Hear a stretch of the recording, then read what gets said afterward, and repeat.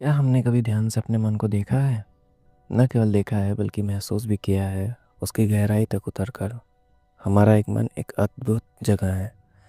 कभी शांत जल की तरह, कभी तूफान की तरह। और हम में से अधिकांश लोग इस मन को या तो भोग में खो देते हैं, या भोग वह है जो हर मन अनुभव को पकड़ना चाहता है, हर इच्छा को पूरा करना चाहता है, हर सुख में डूबना चाहता है। हम आनंद की तलाश में हर स्वप्न दोहराते हैं, अधिक और अधिक। लेकिन यह दौर असली शांति नहीं देती। जितना हम अधिक पाते हैं उतना ही मन और लालची बनता जाता है, और इसी लालच में हम अपने भीतर की सच्ची ऊर्जा को खो देते हैं। इसके विपरीत वह है जब हम कहते हैं ठीक नहीं है, इसे मत देखो, इसे महसूस मत करो।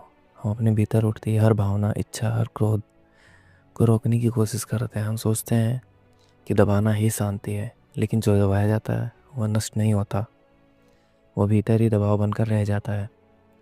हर ऊर्जा तो घटती रहती है। धीरे धीरे वह दबाव हमारे व्यवहार, हमारे निर्णय, हमारे शब्दों में छलकने लगता है। यही परिणाम है। भीतर अंधेरा, बाहर संघर्ष। दबाते रहो, वही तुम्हें बांधता है। जो तुम देखते हो और पहचानते हो, वो अपने शांत मन में लाने लगते हो। हमारा जीवन इस दौर में फंसा है। हम या तो सुख के पीछे भागते हैं या दुख पीड़ा को दबाने में लगे रहते हैं। इन दोनों ही राहों में हमें स्वतंत्रता नहीं, केवल बंधन देती है। भोग में मन को खो जाता है, दमन में मन बंध जाता है। सच्चा मार्ग दोनों के बीच का मार्ग है। सजगता का मार्ग, साक्षी का भाव मार्ग।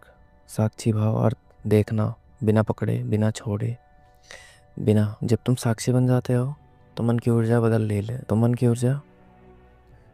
लगती है।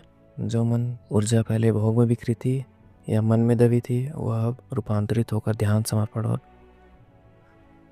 अनंत करुणा में प्रभावित होने लगती है। संयम यहाँ रिसेप्शन नहीं है।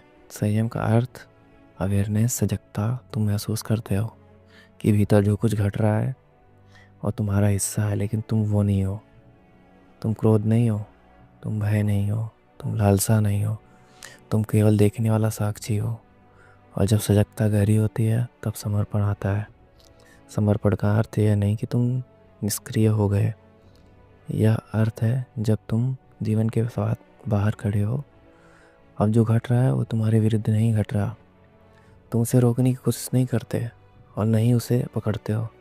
तुम बस उसके साक्षी हो। ध्यान इस समय किसी अभ्यास का नाम नहीं रह जाता, यह तुम्हारा स्वभाव बन जाता है। चलना ध्यान है, बोलना ध्यान है, मौन ध्यान है, क्योंकि अब भीतर कोई द्वंद्व नहीं बचा।